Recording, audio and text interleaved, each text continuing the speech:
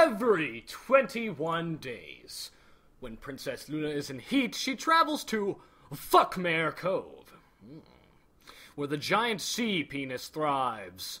The enormous purple-helmeted warrior of love pounds mares in heat that are too lonely to find anyone else to fuck. The dick is not just presumably called the shallow-minded dick of the cove, but its name is actually Jaws. The presumptuous giant penis has encountered the shy princess mare many times before, rattling her hind with forces that only some can describe as, "It hurts so bad, I couldn't walk for 3 weeks." Or as some like to call, pleasure. The princess finds it as neither, for her feelings for the colossal oceanic phallus are much more complex. Luna made her way along the rocky shoreline of the equestrian coast, her hooves sinking into sandy dirt. Her mind could not wander far from the destination ahead, and the burning in her rear served as a testament to that. Still, she pushed onwards. As the waves crashed onto the shore, the salty sea spray blasting her vagina could only bring her mind back to the oversized ankle spanker. The love-pungent cove was in sight. Luna grew joyous of this. The thoughts of having her please pipe spread by the wholly erect, burly groin ferret. To be capitulated by the voluminous, heat-seeking moisture missile flooded her mind. "Oh, God," she thought, "my bits are so plump and tender, but are they ready?" That's not really Luna there, but, She continued onward, closer and closer, and closer, and closer to the cove. She spelunked into the vast cove, and sat herself down on the sand in the pentagram before her. Luna allowed her thoughts to drift back to the ritual she had committed to memory before she began her journey. Sorting her way through the hazy fog that was her memory, she positioned her pleasure hole above the center of the pentagram and began to call the great tube snake from the shadowy depths of the bottom of the sea. The waves swatted the walls of the cave as the 10-foot-long, 4-foot-wide monster cock approached her plump rosebud. It flew from the deep depths of the ocean, and as Terry Green would be proud, screamed, "Yes!" as it exploded from the shore. It slowly approached, getting more and more anxious each time it wobbled towards her like a lopsided shoehorn. Its grunting noises made her sweat with awe, and its smell, which resembled the stench of 1,000 male-only gyms, made her rambunctious with sexual vibes. It finally reached her. The immense pink torpedo had no eyes, but it had a lavish sense of smell. It had smelled this one before. He could picture the many times he had fucked this poor mare. Poor, lonely, sad, fuckable mare. She propelled her moist rump into the warm air. The husky prick rammed its stocky tip into her warm, wet cock sheath. She gaped. I was going to say gaped, and then I was going to say graped, and then I was probably going to say something along the lines of The Great Gatsby, but I can see now that it says gasped. In ecstasy as the pork sword plunged deep into her loose plot. It slid deeper and deeper and deeper and deeper, stretching her ham wallet to its limits as it forced its way into her. It reached the depths of her honeypot that no colt had ever reached before. The noises of her and the jumbo third leg colliding rapidly could be heard by any living animal within at least 3 miles of the cove. The thrusts into her slowed as she rolled over onto her back, and the deep sea dive began once more.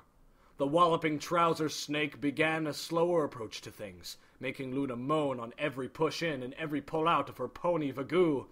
The monstrous thumper ripped itself from the dark blue alicorn, throwing her to the side in the process.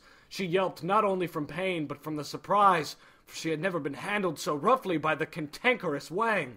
She gathered her jumbled self to find the hefty skin flute staring her in the face. It slowly reeled back, then snapped forward to a horrible slap that the princess would not soon forget. She was now crying from the horrible beating she was receiving from the whopping tan banana. But she liked it. She grabbed its thundering head and began to suck it energetically. Her mouth wrapped around the warm flesh of the sea pickle, thrusting it in and out of her salivating crevice. She may not be the Princess of the Sun, or the best at taking it in the rear, but out of all the ponies she knew, she was the best cocksucker of them all. Well, her sister would certainly argue, but, after all, that is Celestia for you. She knew how to handle a rod once it was in her mouth, as an enzyme realizes its one true purpose as the substrate collides with the active site. She started slowly, knowing that if you start too fast, you won't be able to finish. She was very knowledgeable on the subject. The capacious rod of pleasure could feel himself nearing climax. Why was this damned mare so good at giving head? He thought. Just then, Luna could feel the veins pulse rapidly. She was aware of what was coming, and she was prepared for it. The purple-headed yogurt slinger could not hold back any longer. His veins gushed, his head throbbed, and the princess braced herself. A gross load sprayed out of the tip of the towering one-eyed monster like a fire hose of pleasure, shooting each sloppy load towards the unaware Alicorn, completely covering her in his man ectoplasm. Luna removed herself from the now semen-covered wall of the cove where she had been thrown. She, too, was covered head to hoof in man goo, but she felt that standing in a pile of it simply wouldn't help anything. The mammoth 10-meter-long dong stood there, huffing and puffing from his white masterpiece. The princess knew that this was the right time. "I love you," she mumbled through the white glaze that encased her. The monumental hairy hot dog griped at such an arbitrary comment. Like a prostitute on the streets of Detroit, he was simply a summoned pleasure toy, and he accepted this. Such a dauntless statement confused him. How could one love such an abomination used for sexual means? This was obviously a trick. She was trying to gain his trust so she could lure him somewhere to be assassinated. "You're a liar!" he exclaimed, stepping towards the now frightened princess. "You want to kill me. For 100 years you had come to my cove for me, to end your heat. Then you disappear. 1,000 years later you are back. It doesn't make sense. This is obviously a plot for my demise," he continued. "And I will not allow it to happen," he said, taking another step towards the fear-filled princess. Throwing all of his body weight onto the princess, she nearly was crushed, but teleported away quick enough. "No, it's the truth. I love you. I need to be with you. Please, stop," she said, dodging another belly flop from the enraged fun stick. "You're a liar, and you will pay for your actions!" The mighty beef whistle screamed as he jolted towards her, forcing Luna to a nearby wall. The pressure upon the poor mare, poor, lonely, sad, fuckable mare, was smothering. She couldn't handle the crushing pain any longer. Her horn glowed with a mighty rage as the behemoth baby-maker fell to the floor. Its limp body sat there awkwardly as a tear streamed down Luna's face. She looked down on her dead lover, and she walked away from the cove.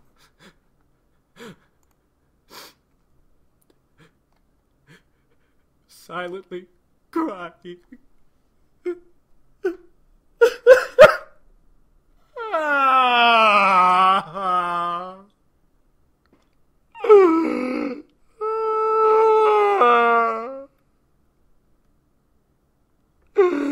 Like this, if you cry every time.